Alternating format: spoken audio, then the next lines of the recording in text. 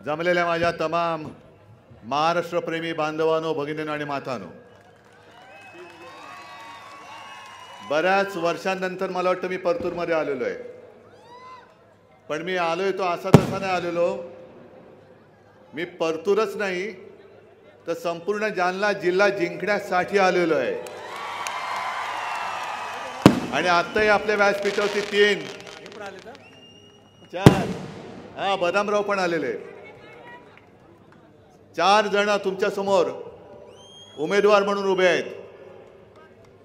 चौघांच्या चौघां म्हणजे आत्ता व्यासपीठावरचा चौकार तुम्हाला मारावाच लागेल. चौकार आणि षटकार आणि समोरच्याची विकेट काढावीच लागेल. करणार नक्की, कारण आसाराम तर जुने आहेतच. टोपे साहेब जे आत्ता माझं कौतुक निवेदक करत होते करोना काळातलं, त्या करोना काळातला माझा खंदा कार्यकर्ता म्हणण्यापेक्षा खंदा सहकारी, आणि यांची काय ओळख करून देण्याची गरजच नाही.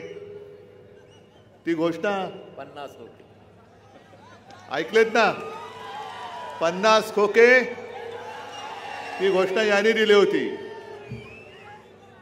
त्याच्यामुळे आपल्याला मी हात जोडून विनंती करतोय, पुढच्या भाषणामध्ये मी सगळे विस्ताराने बोलतोच आहे, पण हे सगळेच्या सगळे एवढेच नव्हे तर जालन्यामधले सर्वच्या सर्व महाविकास आघाडीचे उमेदवारी निवडून आलेच पाहिजे, ही विनंती मी आपल्याला करतोय. बाकी राजेशजी तुम्ही आहातच सगळे सोबत. जबाबदारी तुमच्यावरती आहेच. तुम्ही आणि मी एकाच बॅचचे आहोत. एकाच बॅचचे. ठीक आहे. मी खरंच बऱ्याच वर्षानंतर मला वाटतं आपल्या भेटीला आलोय. लोकसभेच्या दरम्यान मला यायचं होतं. संभाजीनगरमध्ये सभा होती, तत्पूर्वी इथे येऊन जालन्यात येऊन आपल्या कल्याणरावांची सभा करून मला परत जायचं होतं. पण काय विचित्र वातावरण झालं. अचानक वादळ वारं सुटलं आणि आमचं हेलिकॉप्टरचं येणं बोंबललं. मग कल्याणराव तिकडे आले, त्यांची कन्या आली आणि मी संभाजीनगरला आवाहन केलं होतं. तुमच्या सगळ्यांची माफी मागितली होती मी की आपण थांबला होतात पण मी येऊ शकलो नव्हतो, आणि तरी देखील आपण माझं ऐकलंत आणि जालन्याचा आपला खासदार बऱ्याच वर्षानंतर निवडून दिलात. त्याच्यामुळे मी तुम्हाला खरंच मनापासून धन्यवाद देतोय. परभणी तर आपली आहेच, परभणी आपली आहेच. परभणी असेल, नांदेड असेल, उद्या मी त्या बाजूला जातोच आहे. पण आज सकाळपासून विदर्भात होतो, कालपासून होतो, आणि अतिशयोक्ती नाही करत, सगळीकडे हेच दृश्य दिसतंय. संपूर्ण महाराष्ट्र आता पेटलेलं आहे. संपूर्ण महाराष्ट्रामध्ये मशाल धगधगते आहे की कधी एकदा 20 तारीख येते आणि हे भ्रष्ट सरकार, खोके सरकार, घटनाबाह्य सरकार हे आम्ही जाळून भस्म करतोय. याचं तमाम महाराष्ट्र वाट बघतोय. आणि मी जनतेच्या दरबारात आलेलो आहे, न्याय मागण्यासाठी आलेलो आहे. कारण आज आपले सरन्यायाधीश मला वाटतं निवृत्त झाले. 2 वर्ष झाली, 2.5 वर्ष झाली. तो सनी देओलचा डायलॉग, तारीख पे तारीख, तारीख पे तारीख. म्हणजे मागे मी एक विनोद सांगितला होता, ह्याच्यात न्यायालयाचा अवमान करण्याचा अजिबात हेतू नाही, पण आम्ही जे काही भोगतो आहोत ते थोडं विनोदाच्या माध्यमातून सांगण्याचा प्रयत्न करतोय. असंच एकदा कोर्टामध्ये न्यायमूर्ती बसले असतात आणि समोर आरोपीच्या त्या पिंजऱ्यातच म्हणा एक आजोबा येतात. मग ते न्यायमूर्ती विचारतात, आपल्या बाजूला कोण पट्टेवाले वगैरे असतात, काय यांना कशाला आणले, आरोप काय. मग त्यांनी सांगितले की या आजोबांनी 20 वर्षाच्या मुलीची छेड काढली. ते जे न्यायाधीशाचं डोकं सटकतं, तर आजोबा तुम्हाला लाज नाही वाटत? आजोबा झालात आणि 20 वर्षाच्या मुलीची छेड काढता, तुम्हाला लाज लज्जा शरम काय आहे की नाही? तुमच्या नातीच्या वयाची पोरगी वगैरे वगैरे वगैरे बरंच बोलतात.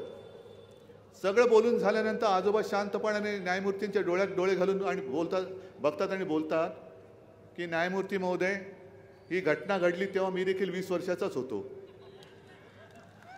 जिची छेड काढली म्हणा किंवा छेड नव्हती काढली, थोडी मस्करी केली होती, ती पण आजी झाली, मी पण आजोबा झालो. ती लग्न करून कुठेतरी निघून गेली, मी इकडेच राहिलो. तारीख पे तारीख करत करत करत आज मी या वयाचा झालो. निकाल कधी मिळणार आहे की नाही आम्हाला? निकाल म्हणून काही चीज, न्याय म्हणून काही चीज या देशात अस्तित्वात आहे की नाही? आहे. आम्ही सगळ्यांचा आदर करतो. कोणाचाही अवमान करण्याचा माझा हेतू नाहीये. अगदी मधल्या काळामध्ये त्या न्यायदेवतेच्या डोळ्यावरची पट्टी काढली. दुर्दैव मला असं वाटतं की न्यायदेवतेला आता उघड्या डोळ्यांनी बघावं लागतंय की माझ्या देशातली लोकशाही अखेरची घटका मोजते, पण कोणी तिला वाचवत नाहीये. काय ही थट्टा कशासाठी करताय तुम्ही? झाली 2 वर्ष झाली, 2.5 वर्ष झाली, बरेच मोठे ताशेरे मारले चंद्रचूड साहेबांनी. उपयोग काय त्याचा? ज्या लोकशाहीसाठी म्हणून आम्ही धडपडतो आहोत, जे संविधान वाचवलं पाहिजे म्हणून लोकसभेची निवडणूक आपण लढलो. भाजपने मोठा आव्हान हरल्यानंतर की या लोकांनी म्हणजे आपण एक फेक नरेटिव्ह तयार केला. म्हणजे काय की खोटं कथानक की संविधान आम्ही संपवणार, संविधान बदलणार. मग आज तुम्ही जे काय करताय संविधानाप्रमाणे आम्हाला न्याय का मिळत नाहीये? आम्ही असं अजिबात म्हणत नाही की आमच्या बाजूने तुमचा निर्णय मिळाला पाहिजे. जे संविधानाप्रमाणे आहे, जर उघड्या डोळ्यांनी तुम्हाला दिसतंय की राज्यपालांनी त्यावेळेला जे अधिवेशन बोलवलं होतं ते बेकायदा होतं, शेड्यूल 10 प्रमाणे यांचं पक्षांतर बरोबर आहे की नाही, मग हे सगळं समजायला 2 वर्ष झाली, 2.5 वर्ष झाली, 3 सरन्यायाधीश झाले, तरी अजून लोकशाहीला न्याय मिळत नाही. मग सर्वसामान्य माणसाला न्याय मिळणार कधी? काय करायच्या त्या निवडणुका? आजची सुद्धा आपण निवडणूक लढवायला जातो आहोत, जिंकणार तर नक्कीच. पण मी तुमच्या न्यायालयात आलोय, तुमच्याकडे मी न्याय मागायला आलेलो आहे. कारण स्वातंत्र्यपूर्व काळामध्ये ब्रिटिश सरकारच्या काळात लोकमान्य टिळकांनी जे खडसावून सांगितलं होतं न्यायालयाला की तुम्ही निर्णय दिला ठीक आहे, पण तुमच्याही वरचं न्यायालय माझे जनतेचं न्यायालय आणि ते मला न्याय दिल्याशिवाय राहणार नाही. मी तुमच्याकडे न्याय मागायला आलेलो आहे, माझ्यासाठी नाही. उद्धव ठाकरे, नरेंद्र मोदी येत आहेत, अमित शहा येत आहेत. आज देखील अमित शहा येऊन गेले. तेच टायर आपलं नकली सेना. अरे बेअकली माणसा,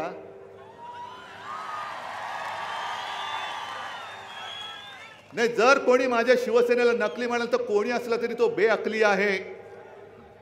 ही इकडे माणसं जमले ती काय नकली आहेत? ही काय नकली आहेत माणसं? आज तुम्ही माझा पक्ष फोडलात, नाव चोरलात, चिन्ह चोरलात. भाडखाऊपेक्षाही आणखीन काही शब्द असेल तर वापरा. आणि निर्लज्जपणाने हिंदू हृदय सम्राटांचा फोटो सुद्धा चोरला, तो सुद्धा मी काढलेला. का? मिंद्यांना स्वतःच्या बापाचं नाव लावायला काय लाज वाटते? ज्या वेळेला यांनी पक्ष सोडला तेव्हा काही जण माझ्याकडे आले होते, खासदार पडले आता, आणि मला म्हणाले काय म्हणे आता उद्धवजी आपल्याला मोदीजींच्या चेहऱ्याशिवाय पर्याय नाहीये, लावा चेहरा. आपटलात ना. आज महाराष्ट्रामध्ये कुठेही जा, कोणत्याही कानाकोपऱ्यात जा, जवळपास सर्वच पक्षांच्या पोस्टरवरती आपल्या हिंदू हृदय सम्राटांचा फोटो आहे. भाजपच्या पोस्टरवरती, होर्डिंगवरती कदाचित मोदींचा, अमित शहांचा तर नसेलच, कारण त्यांचा फोटो म्हणजे हमखास पराभवाची गॅरंटी आहे. हमखास पराभवाची गॅरंटी मोदी गॅरंटी, हमखास पराभवाची गॅरंटी अमित शहा गॅरंटी. पण अमित शहा तिकडे कुठेतरी बोलले, नकली सेना तर बोललेच, त्यांना मी काय बोलायचं ते बोललोच. पण जे मी काय वाचलं ते खरं असेल तर हा माणूस देशाच्या गृहमंत्री पदावरती राहू शकतो का? कारण त्यांनी काय सांगितलं की छत्रपती संभाजीनगर हे नामकरण करायला बाळासाहेबांचा वारसा सांगणारे उद्धव ठाकरेंचा विरोध आहे. टोपे साहेब, तुम्ही साक्ष पुरावा म्हणून आहे कोर्टात, हे जनतेचं न्यायालय ही माझा पुरावा, ही माझी साक्षीदार आहे. हा कॅबिनेटमध्ये औरंगाबादचं संभाजीनगर, छत्रपती संभाजीनगर हे कोणी केलं? आपण केलं. हे गद्दार पळाले होते, हे गद्दार सुरतेला पळाले होते ढोकळा खायला. हे गद्दार ढोकळा खात होते तेव्हा आपण इकडे आपल्या जिल्ह्याचं नाव हे छत्रपती संभाजीनगर केलं. कोणाला तुम्ही शिकवताय? कोणाला तुम्ही फसवताय? अहो, अजून आम्ही त्या विमानतळाचं नामकरण केलेलं होतं, छत्रपती संभाजी महाराज चिकलठाणा विमानतळ. अजून ते का नाही करत तुम्ही? यापूर्वी किंवा या मधल्या काळामध्ये देशातल्या काही विमानतळाचं नाव तुम्ही बदललं.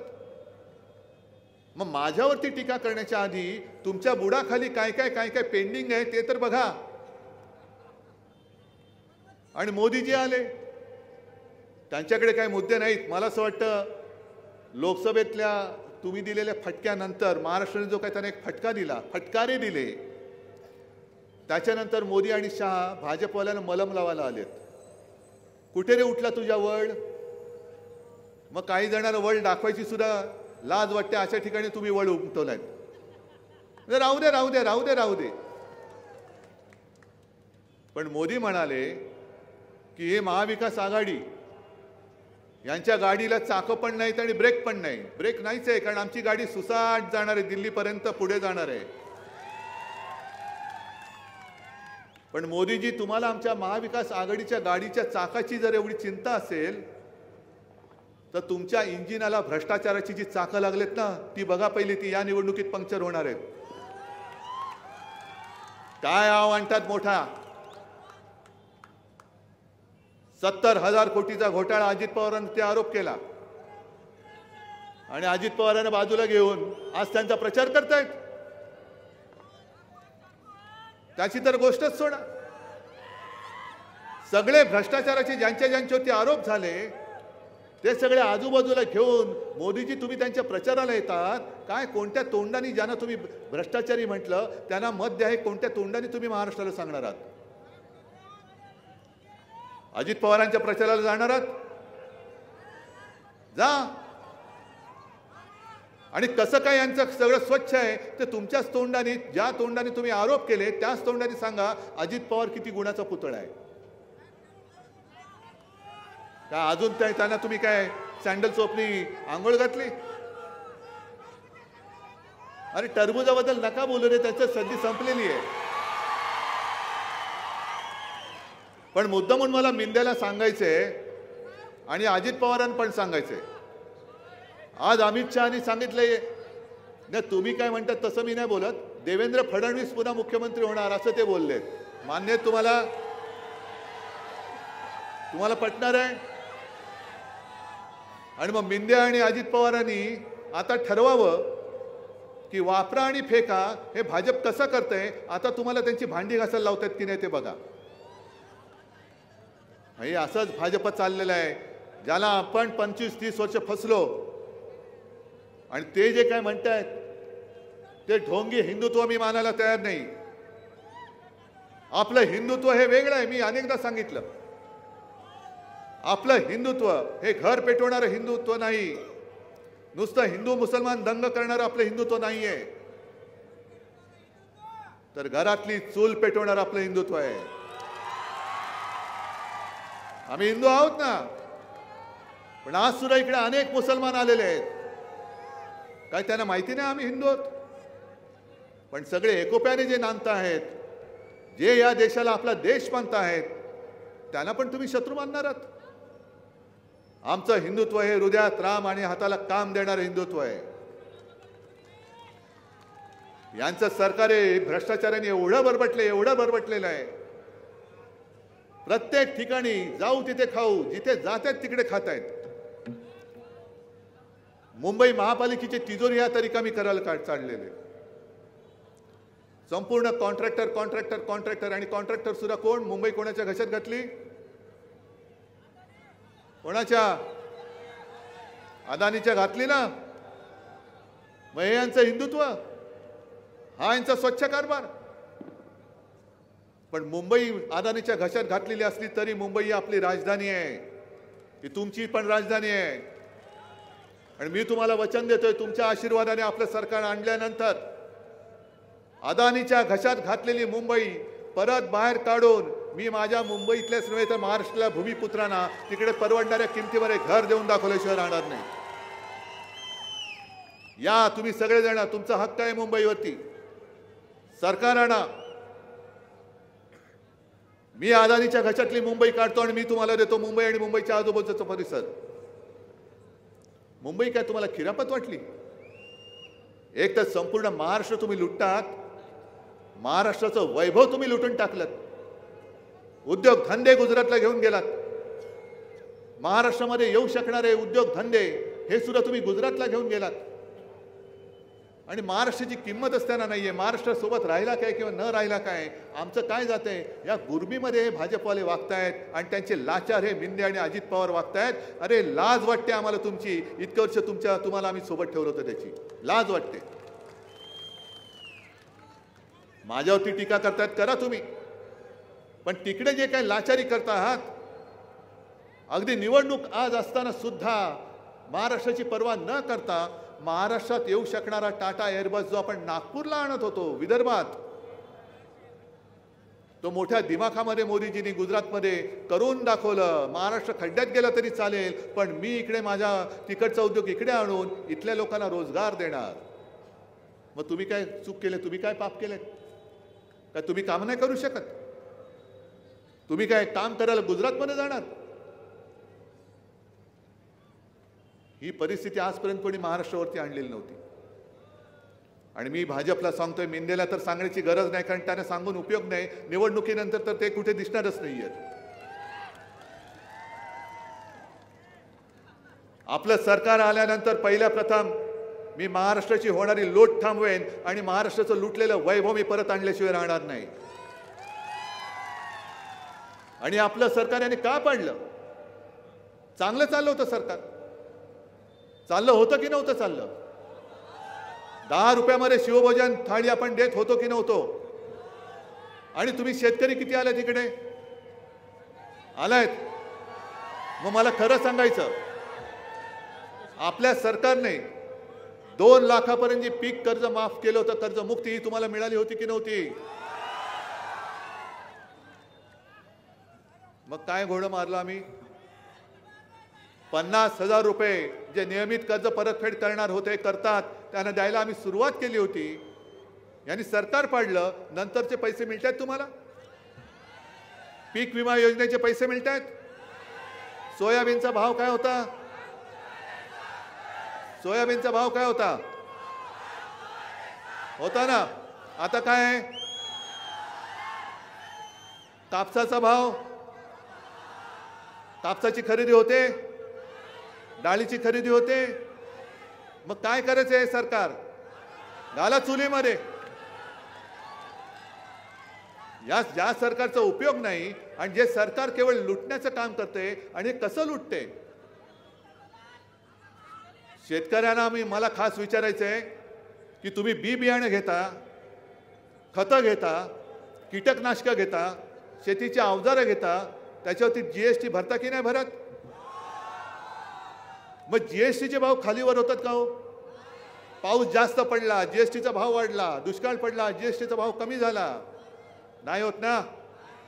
मग तुम्हाला भरायचा असो किंवा नसो, तुम्हाला जीएसटी जो ठरलाय तो भरावाच लागतो.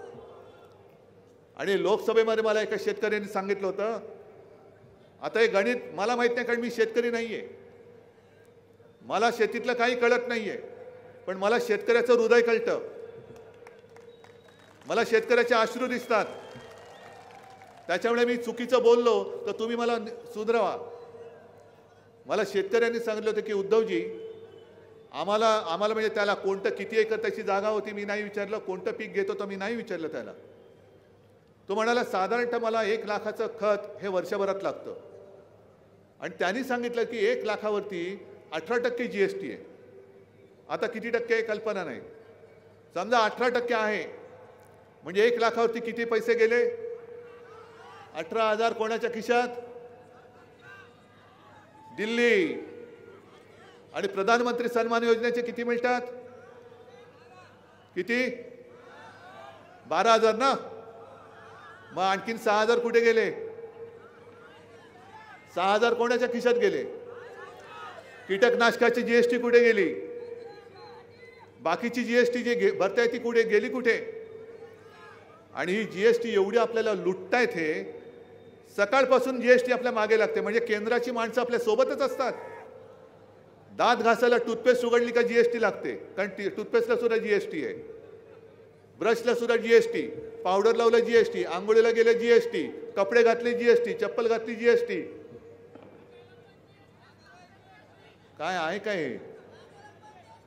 हा, सगळ्याला जीएसटी आहे. आता या सर्कलला जीएसटी दिसेल ना, त्याच्यात बसवा आणि पाठवून द्या बाहेर, महाराष्ट्राच्या बाहेर. हे सगळं लुटून टाकायचं आणि वर आव आणायचा की आम्ही काय देतो आणि काय नाही. काय देताय तुम्ही? मरे जो काय त्यांनी शो केला आणि जी काही जाहिरातबाजी केली, महिलांसाठी योजना आणली, महिलांना विचारावं तुम्ही, घर चालायला पैसे पुरतायत का? मी ज्या वेळेला संभाजीनगरमध्ये आलो होतो, अंबादास माझ्यासोबत होते.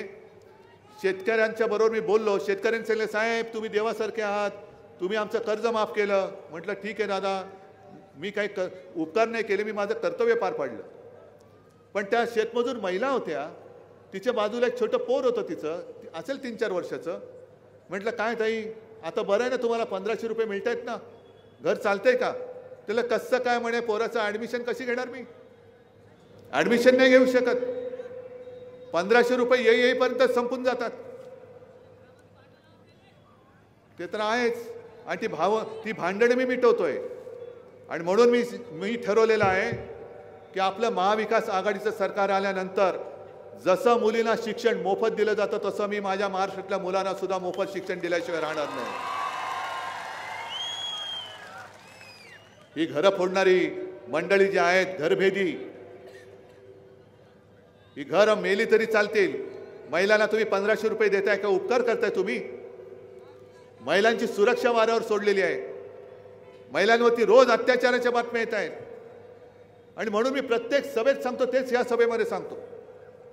सगळीकडे जी काहींची जाहिरातबाजी चाललेली आहे, फडणवीसांची एक जाहिरात, अजित पवारांची एक जाहिरात, एकनाथ शिंदेंची एक जाहिरात, सगळेच भाऊ, आपण तिघं भाऊ तिघं मिळून महाराष्ट्र खाऊ. या तिन्ही भावांना मी सांगतोय की अरे, तुम्हाला जर का लाज लज्जा शरम नावाची चीज थोडी तरी राहिली असं मला वाटतच नाही. तर 1,500 रुपयाचं पाकिट घ्यायचं आणि बदलापुरामध्ये ज्या चिमुरडीच्या वरती अत्याचार झाला, तिच्या आईला नेऊन द्यायचं. आणि नाही तिने तोंड फोडलं ना, तर मी काही सहारायला तयार आहे. काय कोणत्या कारभार चाललेला आहे? चिमुरडीवरती अत्याचार झाल्यानंतर तिची आई, तिचे वडील पोलीस स्टेशनमध्ये जाऊन तासनतास बसतायत. पोलीस दखल घ्यायला तयार नाहीत, गुन्हा नोंदवायला तयार नाहीत. मग जनतेचा जेव्हा उद्रेक झाला, बदलापूरकर जेव्हा रस्त्यावरती उतरले, रेल्वे स्टेशनमध्ये उतरले, तेव्हा यांना जाग आली आणि मग तो त्यांनी पकडला आणि पुढचे सगळे वाचवण्यासाठी त्याचा एन्काउंटर केला, असं सगळे तिथले लोक बोलत आहेत. मग कोणत्या दिशेने महाराष्ट्र चाललेला आहे? 2014 साली यांचीच जाहिरात होती ना, कुठे नेऊन ठेवलाय महाराष्ट्र माझा. मग तीच दाखवा यांना जाहिरात, काढा त्या जाहिराती आणि आले तुमच्या गावामध्ये तर दाखवा त्यांना कुठे नेऊन ठेवलाय महाराष्ट्र माझा. नाही ते काम तुम्ही करायचंय. झाली दिवाळी झाली ना, अरे लोकसभेला टरबुजाचं चिराट झालं. आपण नरक चतुर्दशीला चिराट फोडतो, ही आता सगळी चिराट आहेत. पण महाराष्ट्राचं वाट लावतात, महाराष्ट्राचं दिवाळं काढतायत. महागाईवरती यांच्यावरती काहीच नाही बोलण्यासारखं. आणि म्हणून आपण जे ठरवलंय की शेतकऱ्याचं नुकसान होऊ न देता आपल्याला जे जीवनावश्यक 5 वस्तू लागतात, तांदूळ, गहू, डाळ, तेल, साखर, या 5 जीवनावश्यक वस्तूंचे भाव पुढची 5 वर्ष आपलं सरकार आल्यानंतर आपण स्थिर ठेवून दाखवणार. शेतकऱ्याचं नुकसान होऊ देणार नाही. महिलांना बसमधनं मोफत प्रवास हे आपण करून दाखवणार. आणि तरुणांना सुद्धा जोपर्यंत त्यांना रोजगार मिळत नाही तोपर्यंत त्यांना सुद्धा आपण पैसे देणार आहोत. ही महाविकास आघाडीची पंचसूत्री आहे. इकडे अनेक जण उभे राहिलेत. मगाशी आसाराम तुम्ही सांगितलं कोण अपक्ष उभे राहिलेत, कोण आणखीन काय राहिलेत, हे सगळे तिकडनं चालवले जात आहेत. कारण खोक्याने कमवलेला आहे हा पैसा त्यांना देऊन हे आपल्यामध्येच भेदभाव करतायत. हा 2 नंबरचे धंदे, किती नंबरचे धंदे आपल्याला काय करायचे मरू दे ना. पण जे अपक्ष उभे राहिलेत ते महाराष्ट्राच्या पाठीत वार करतायत. एका जिद्दीने आम्ही हातामध्ये मशाल घेऊन हे भ्रष्टाचारी सरकार जाळायला निघालो आहोत आणि त्याच्यावरती तुम्ही पाणी ओतायला निघालात भ्रष्टाचाराचे पैसे होतून. एक सुद्धा मत अपक्षाला मिळता कामा नयेच. नवे मी तर म्हणेन महायुतीला सुद्धा मिळता कामा नये. कारण आता हे झालं, यांचं खूप झालं. यांनी भ्रष्टाचार करायचा कुठे सोडला नाही. येऊ द्या ना सरकार, मग बघूया ना.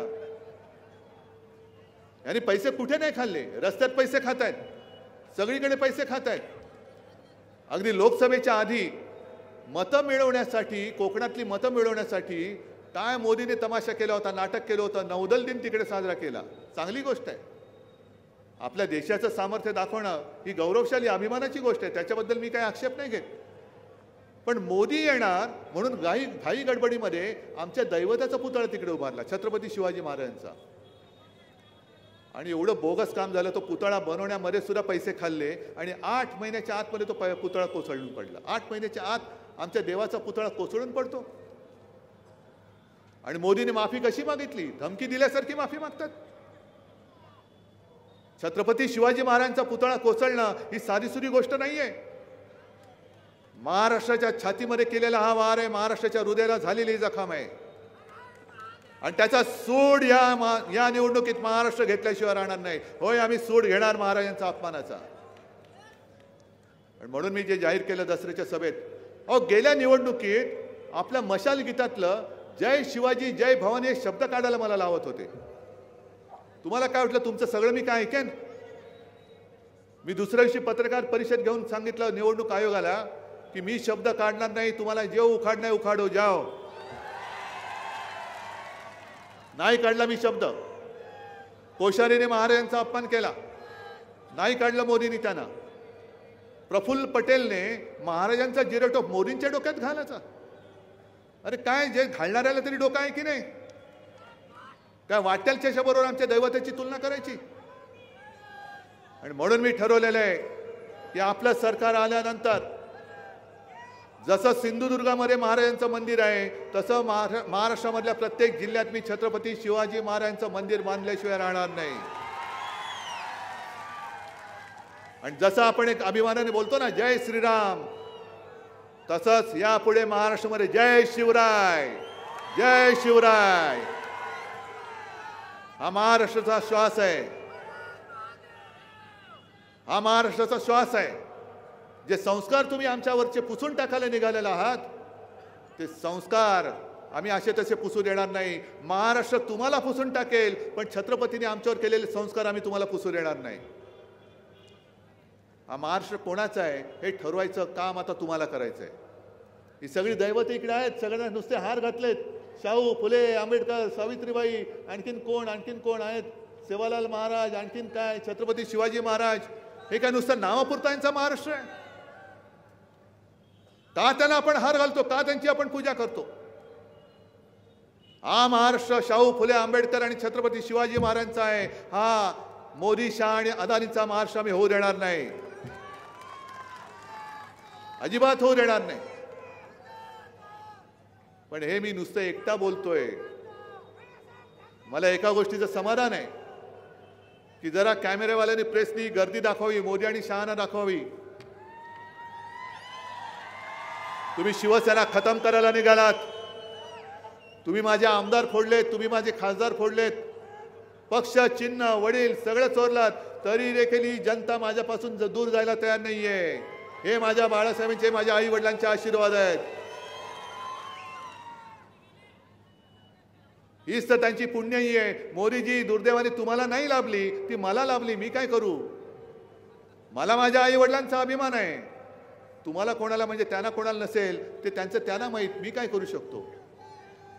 आणि म्हणून मी दुपारच्या सभेमध्ये जे बोललो, कारण बऱ्याच ठिकाणी शिवसेनेच्या विरुद्ध गद्दार उभा केलेला आहे. या वेळेला फसायचं नाही. गेल्या लोकसभेच्या वेळेला संभाजीनगर असेल किंवा अन्य काही ठिकाणी असेल, अनेकांनी निवडणूक झाल्यानंतर मला फोन करून सांगितलं, उद्धवजी एक चूक झाली, आम्ही तुम्हाला मत द्यायचं म्हणून तुमच्या जुन्या निशाणीवरती आम्ही बटन दाबलं, पण नंतर कळलं ती गद्दारांची निशाणी, हरामखोरांची निशाणी होती. पण आता ही मशाल पेटलेली आहे, ही धगधगती मशाल आहे. आणि धगधगती मशाल आणि त्याच्या विरुद्ध हे गद्दार, कोण जिंकणार? नक्की मग ही तिन्ही चारही उमेदवार इकडे आहेत, यांच्या विजयाची जबाबदारी तुम्ही घेताय? जरा हात वर करून सांगणार. आणि मगाशी मी काय घोषणा दिली होती, काय महाराष्ट्राचा असा जयघोष? जय शिवराय, जय शिवराय, जय हिंद, जय महाराष्ट्र.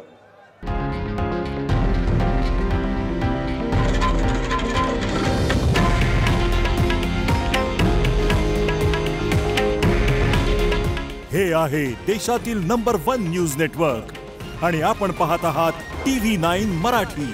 काळजी तुमची, हित महाराष्ट्राचं.